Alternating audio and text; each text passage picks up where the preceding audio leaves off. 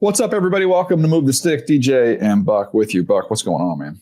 Man, I'm good, DJ. I am good. Coming off a great little Monday night activity, watching Drake May play like I'd never expected him to play before, and the Patriots roll to another win. Nah, it's great. Ball is great.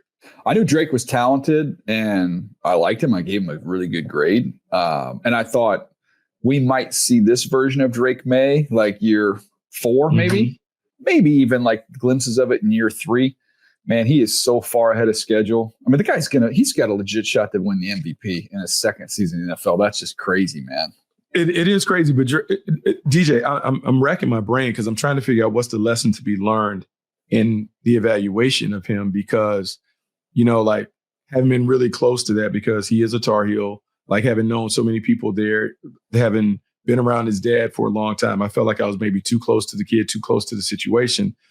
All of the stuff. He didn't play his last year of high school, sat behind Sam Howell, then played 2 years.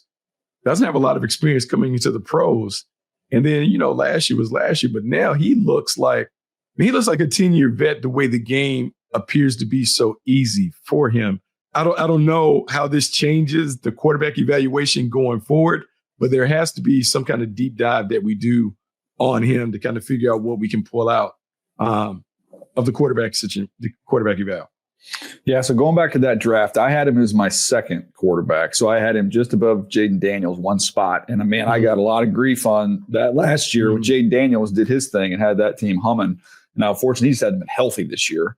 So we haven't got a chance to see him with that Commanders offense. But here's my report on him coming out. Here's the Drake report. Prototypical size, athleticism, and arm strength, quick feet, quick hands, but his delivery can get a little long at times. He's a gifted thrower who drives the ball without much foot space in the pocket, including with defenders hanging on him. He can take pace off the ball on swings and shallow crossers. Has a nice touch on bucket throws down the field. He's athletic to escape and create with his legs, and he's tough to tackle in space. Ultra competitive as a runner, something he might need to dial back a bit at the next level. His pass protection wasn't good last season at North Carolina, and there weren't always answers in the route to bail him out, which led to some poor decisions and carelessness with the ball. Overall, May has some things to clean up, but he has every ingredient to be a top-tier starter at the game's most important position. And, I was thinking of like reading that, and man, we saw the same thing with Josh Allen. We saw the same thing with Mahomes. Like people say, okay, what do those guys have in common? Well, they're all athletic. They're physically gifted, toolsy guys. But to me, there's 2 aspects of it that stand out to me. And the more we got to learn about him, number one, incredibly smart. All those guys were very, very smart. But this one is the most important one to me. He did not play with superior talent. Josh Allen did not have an elite offensive line at Wyoming, obviously. Patrick Mahomes did not have one at Texas Tech, and he did not have one at Carolina. So some of these other quarterbacks who it's an adjustment for some of these other guys coming from some of these other positions.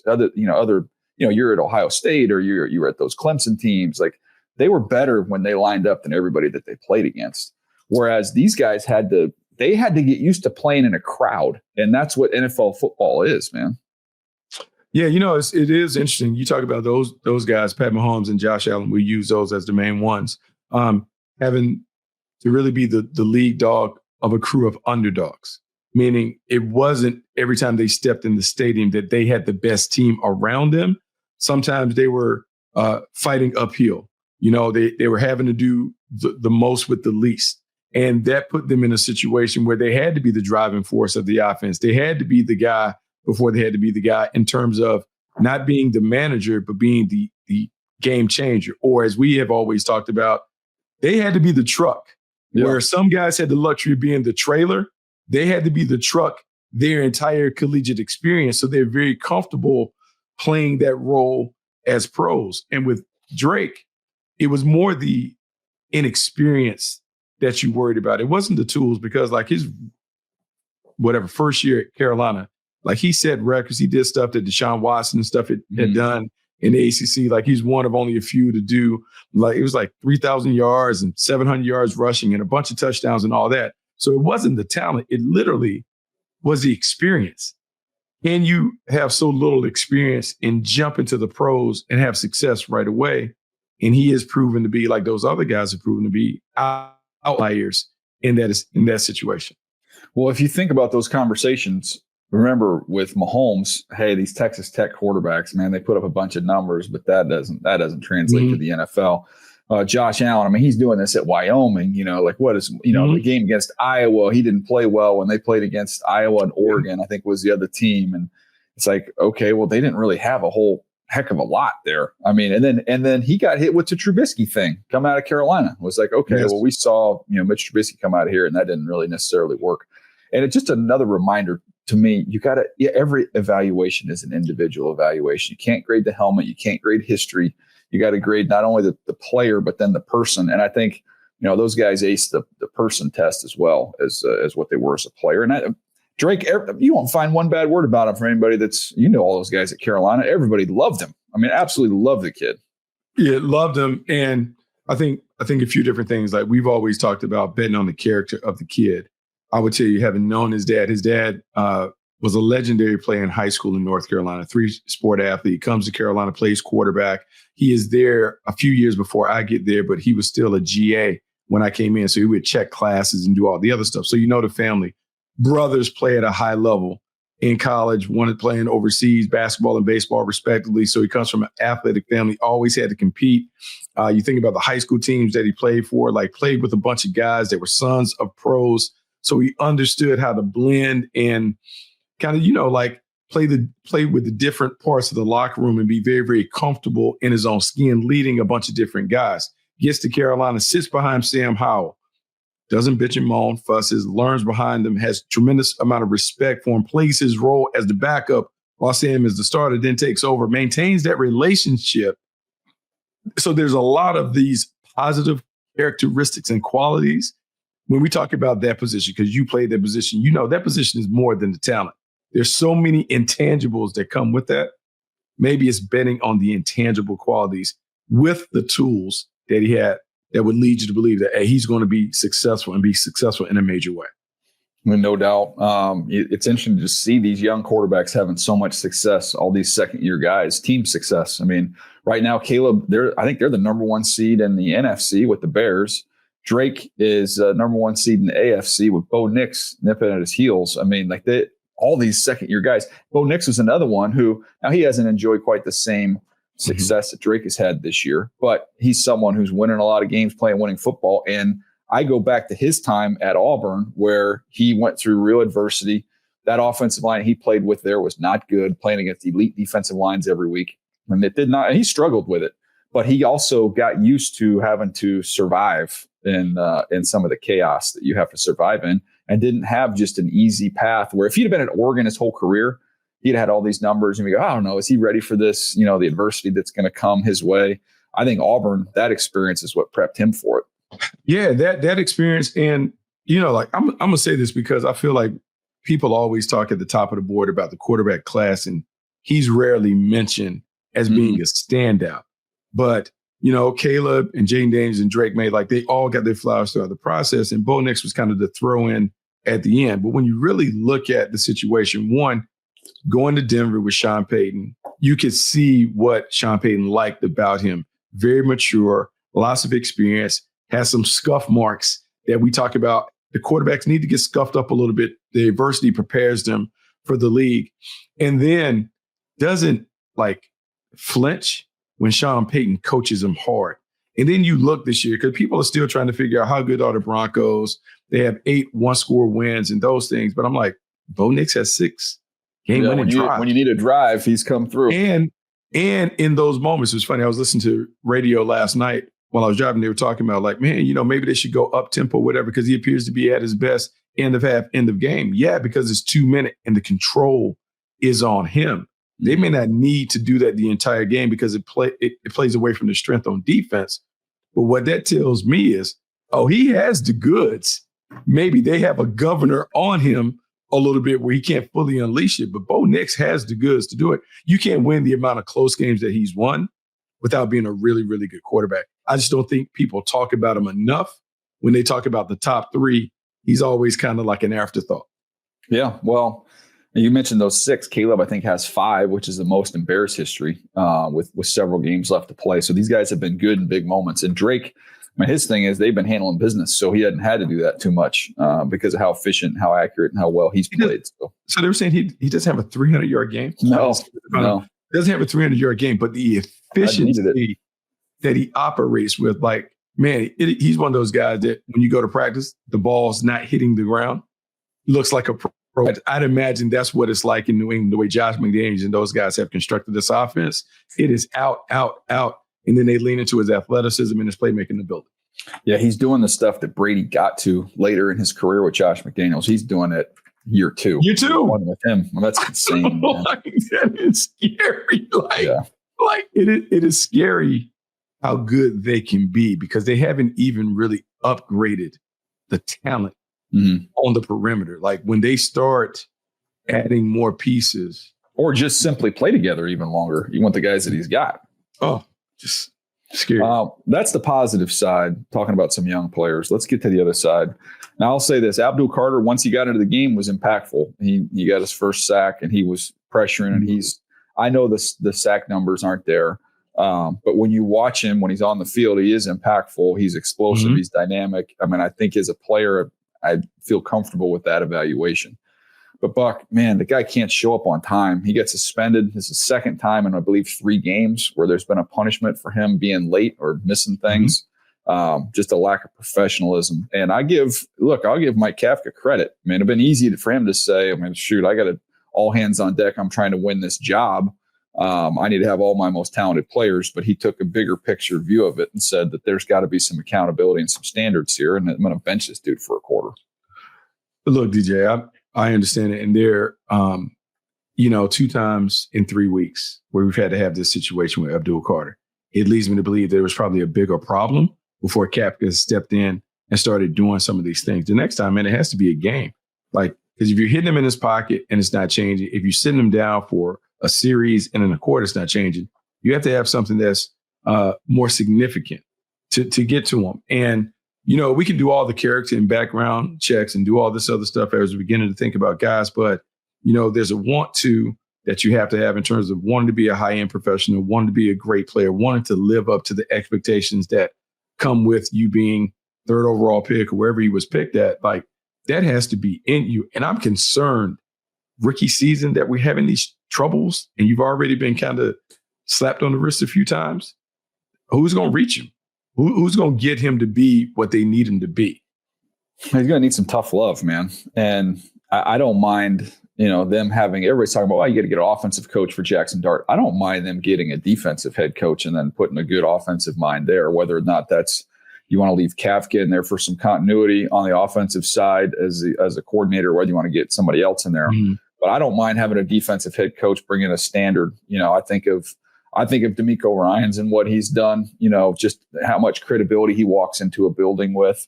I look at their defensive coordinator underneath him now, Matt Burke, who's been around great players and great defenses. Yes. I think he'd be a great head coach candidate, but they need somebody to come in there and kind of get him going, because the encouraging part is this. This feels more like an immaturity issue than it does somebody who doesn't care about football or like football. The guy played with one arm in the college playoffs last year. So to me, if it was just about making some money and not about loving or having a passion for the game, I don't think he would have played when he was injured at the end of the year last year. So I do think he likes ball. He just needs to grow up, man. This is an immature thing more than anything else. Yeah, it's an immature thing. But look, I will say this, because word coming out, and we don't know. Everyone talks after someone has been fired, all these things about what is going on, what's transpiring within the culture. But they talked about a lack of accountability and those things. And DJ, we don't have a chance to win games if we can't even do the things that take no talent. If we can't show up on time, we can't wear what we're supposed to wear. If we can't give maximum effort and have a great attitude, we have no shot of being able to maximize the X's and O's and all the things that take place between the lines. Like, that stuff has to be cleaned up early. Like, that has to be the bare minimum of just being a professional and being able to do that. So I worry not only about Abdul Carter, but if this has been allowed to go on for a while with the Giants, you now understand why it can be difficult for this team to turn the corner, because those little things show up in the game in those key moments when someone jumps off sides or you blow coverage, or you can't remember how to align up in the right thing. It doesn't appear to carry over, but it does. In those, when people talk about how you do anything is how you do everything, man, those little things, those small details matter. And so you want to get it right for Abdul Carter because you want him to maximize his potential and what he can be in this league. And for the Giants, you want to get it right because the only way our team can compete at a high level is if everyone is doing the right things to give ourselves a chance on Sunday to be at our best.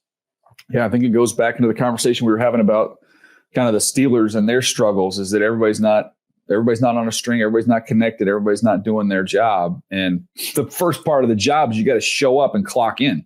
That's the first part of doing your job. First part, show up on time, be in the meetings, take notes, do all of the other stuff. And it's frustrating because like there's a new generation of players, young players. I'm talking about young people that, hey, what's the big deal? It's not that big. It's a pattern of behavior that you're trying to eliminate. And the professionalism part is a big part of it. You're playing pro football. Like there is an expectation that this is your job and you have to treat it as such. So you want him to get right. You want him to understand it. But also remember, DJ, when we talk about working for different teams and knowing the area and the city and the trappings of the life of the city that you're in, you have to know that because man, everyone can't play in New York. Everyone can't play in some of these cities that are active and vibrant. And so hopefully we can get it straight and he can be everything that we think he can be as a player. All right, Buck, it is time for Hot or Not, brought to you by Wasabi Hot Cloud Storage. It is always interesting when we're looking at these coordinators of the week here. What does that look like and who stood out? And I'm going to give you one from your squad this week for our coordinator of the week. And make sure I'm saying this correctly. Jags DC Anthony Campanelli. Is that right? Campanelli. Yeah, Campanelli. I was so close, man. So close. Yeah. Tell me about him because I don't know a ton about his background, but the job that he's done. Give you a couple notes here. 2 takeaways on Sunday, raised their season total to 20. That is tied for the third most in the NFL. 9 takeaways and 24 were the fewest. So major upgrade there. They're 5th in defensive EPA per play, 5th in most pressures in the league. So they've done a lot of good things there under their defensive coordinator. Yeah, he's done a really good job. And DJ, you can appreciate this. He's a guy who got to start off like coaching in high school, coaching Don Bosco in Jersey. He's a Jersey guy. He understands it. As you are closer to the pro game, you understand that these guys are just big grown-up high school players. Like they need that same level of accountability and connection to be able to succeed. And the best thing that he has done is he's really connected with the team. And I will say this because I find it to be uncommon or rare that when you have pro players talk about playing hard for their coach, that is not a normal NFL thing. But that's the vibe that I get when I talk to the players pregame, postgame, and that they talk about how, man, coach has done a really good job. We just want to play so hard for him. From X's and O's, I think he has a great understanding of the strengths and the weaknesses of the team. And he tries to put them in a situation where the game is easy so they can play fast and free. Against Tennessee Titans, what he did is he took the first drive, they kind of punched the Jags in the mouth, and then he settled in. He is really good at making adjustments. And I know we're living a time where people don't believe that people make time adjustments or adjustments on the sideline, but absolutely people are making adjustments because I've seen him do it. And he just has a really good feel for this team. And people haven't paid attention, but Josh Hines Allen, in the last 5 games, he has 5.5 sacks after being stuck on a half a sack for the first part of the season. And it's just being able to kind of tinker with things to get it right. He has the makings of being a really good defensive coordinator, and showing that his team, his unit put on Sunday was reflective of that. So I want to see if you have a different version of this or a different example. So I get asked the other day about, what's the examples of a good culture? And I've used that line that to me, it's how your littles tackle and how your bigs run. When you get your big guys chasing and running things down, and you get your little guys who either want to block as receivers or who want to get in the mix and are excellent tacklers on the other side of the ball. I think that says a lot about your culture. The other 2 things I've pointed to are just hats to the ball. It's old school, but I mean, it's like, hey, everybody get in the frame, make sure everybody's getting to the football. Is everybody running to the ball? And the last thing I wrote down there was, and thinking about this and watching this tape every week is, man, the good defenses. I know Belichick's actually big on this. I don't know if people know this, but he's big on on celebrating with your teammates. Guys go make a tackle. Hey, let's go pat him on the back, slap him on the butt, high fives. Like you celebrate other people's success, but there's an energy and a collective excitement even when you're not the guy making the play. And man, I think you see that with some of the better defenses in the NFL. Well, DJ, it really matters because like that's when you're being a good teammate. A good teammate is happy to see his guy have success. It's not, oh, I'm moping in the corner and man, I wish I made the play. If I made the play, I'll be happy, but I'm not happy for my guy that makes the play. That's what it's all about. And, pro football is so tricky, right? Because you have 53 independent contractors that are really trying to do their thing for their own respective, their self, their families, or whatever. But you're still trying to get them to buy into those values that you learn in Little League about the team and we over me and the collective over the individual. So it's a real tough dance that coaches have to kind of deal with when it comes to trying to get everyone to buy in. But you're right. Best coordinators, best coaches are able to get that. And it's funny, you were talking about bigs running to the ball, littles making tackle. And Anthony Campanelli has a saying that good things happen when you run to the ball. Mm-hmm. The football guys reward people that run to the ball. And if you just think about the good defenses, when you're running to the ball pops up and it just lands in the thing because, look, the universe rewards hustle. If you just hustle, you have a chance to make things happen just running to the football. Yeah, I saw it firsthand in the Charger game last week. I don't know if you saw the interception from Tony Jefferson, but that ball, he's in the middle of the field. The ball is thrown to the sideline, so it's a deep ball down to the sideline. He's never going to get there in time to make a play on the ball. So it's just going to be caught or he's going to be out of bounds or it's going to be an incompletion. But he sprints over there. The ball gets Dante Jackson pops it up in the air. And then as he's going to the ground, he pops it back into the field. Tony Jefferson picks it off and gets his knees down right on the sideline. Just because, like you said, good things happen when you get to the football, even when it looks like there's no chance and that you have a chance to make a play. Yeah, no, it's funny, right? And it's one of the things, like, because I obviously pay attention to the Chargers because your affiliation there. And I love what Jesse Minter is doing to the defense. And I feel like so much of what he's done to make them a better defense are the simple things that don't really take a whole lot of talent. Hey, let's just get lined up right. Let's make sure everyone, if we're supposed to be lined up at 8 yards and 2 yards inside of the wide receiver, let's line up like that. Let's make sure we don't let the ball fly over our head. Let's keep everything in front and rally and tackle. If I'm outside leverage and I'm still in the edge, make sure I keep my outside arm free. Everyone else is going to come running to the ball. So even if I miss, good things don't happen. And I think when you boil things down to those simple things and you harp on them and you get professionals to buy in, that's when we see great defenses. I'm looking at Denver the other night. They didn't have their best performance. But when I look at them, man, a big part of why they're successful is how hard they play. Yeah, they run, man. Same thing with the Houston Texans. I'm looking at them, man. They are running to the ball. They hit you with bad intentions. It's not an X and O's thing. It's really an effort thing that you see from these top defenses.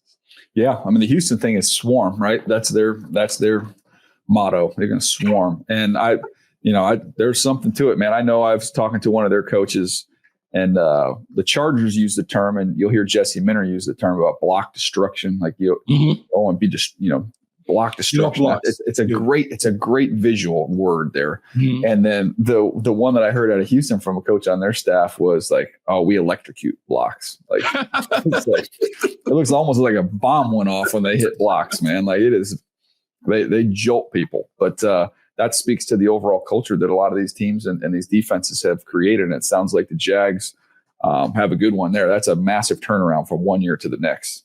Yeah, absolutely. And I think what I'm learning, and I know we've been like Jags and Chargers centric, but I think the lessons apply everywhere.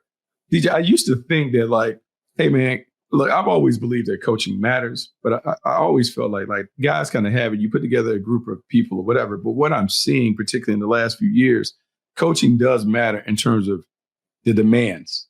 You demand and you don't relent on the demands that you have. And look, we talked about those simplistic things, those simple things that you need to have to play good defense, but you have to demand them every day. You have to demand it in practice. And if you don't, look, there's two ways to do it. Do it right or do it again. And you just have to, you have to be on that. But it takes a lot of energy to do that.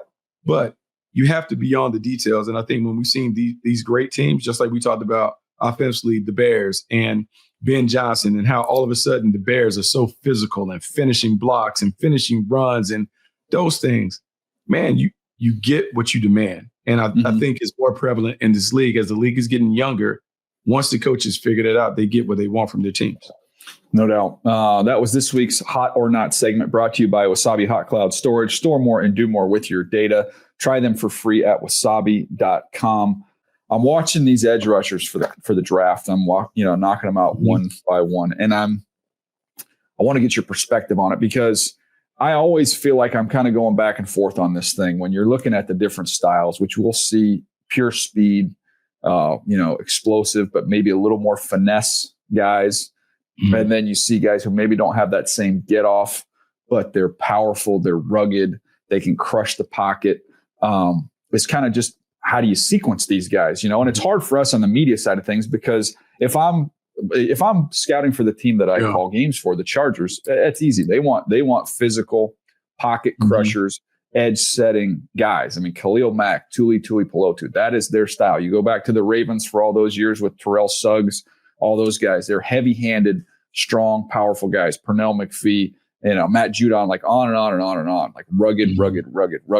But I pulled up the sack leaders, and I was like, okay, I wanted to see what that looks like. And, Myles Garrett is in his own classification. He's everything. He's speed, power, all that stuff. I would classify Brian Burns as more speed. He's second in the league with 13 sacks. Micah Parsons, I mean, he's got power, but man, it's a lot of speed you got to deal with there. 12 and a half. Daniil Hunter, I would say both. Josh Sweat, probably, I would say both, but has got some power to him. Bonito is more speed. Will Anderson, more rugged power. Tui Pelotu, power. Byron Young, a mixture there. Aiden Hutchinson, I would say, technician more than anything else, but he's got, power is the main part of his game. So, and I could go on Max Crosby, Hero Landry, Montez Sweat. Like, there's all different flavors, all different styles. I don't think we can definitively say, well, you always go power over speed or speed over power. I don't think you can really do that. No, it's funny, right? Because that's always been a debate, like which one wins, the guy that has the first step quickness and burst that can turn the corner, or the guy that has the ability to power rush you and forklift you and do those things. I always go back to like my experiences, like one, playing with Reggie White and also playing with Derek Thomas, two different guys, right? And Reggie White, you had the ultimate power player that could run right through you, could long arm you. Everyone knows he had the club move and those things. Derek Thomas was all first step quickness, snap count anticipation, burst and bend around the corner. And both can be effective in their own thing. I really think it's about being able to look at the people and identify what are their signature moves and trying to project how that signature move is going to play out in the pro game. So like if they're a power player, are they obliterating people, and do they have an effective counter to the power that gives them at least two pitches that they can win? Same thing with the speed rusher. Okay, if you're an up the field rusher, do you have something else where it's an up and under or Dwight Freeney spin?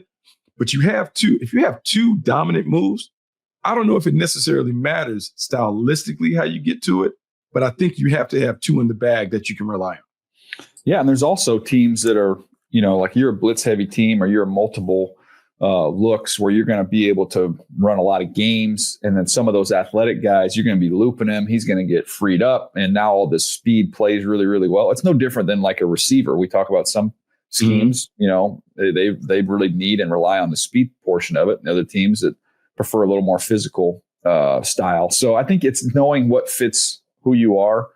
I don't know. I think it's probably just a product of where I've been, but I'm always going to, just personally, it's going to hard for me to change. I'm always going to lean to the power. I don't think power, you're ever going to be disappointed with a guy who can crush the pocket and who can set the edge. I think there's always going to be a role for that guy. Now, he might not have 16 sacks. He might be more 8 to 11 sacks, but I think it's just a dependable, there's a physicality to it that I like, that adds to your defense. So I'm always going to probably lean that way, but I think that's just a product of my experience.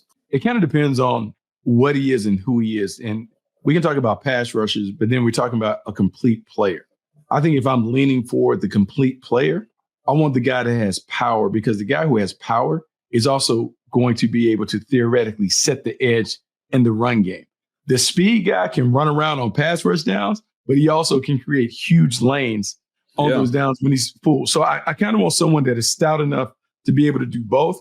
I do lean towards power. I think power has something that also ages in a more. I see it with Khalil Mack. Khalil Mack's still a pretty effective. Yeah, player, I think a power player can age gracefully, where a speed guy, well, once you lose that first step and you lose that burst, it changes everything.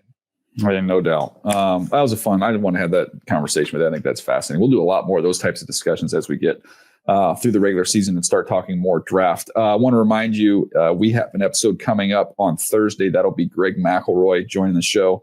Talk to him about all things college football. In our next episode, we'll jump into all these coaches and all this change we've had in the college football landscape. So be on the lookout for that.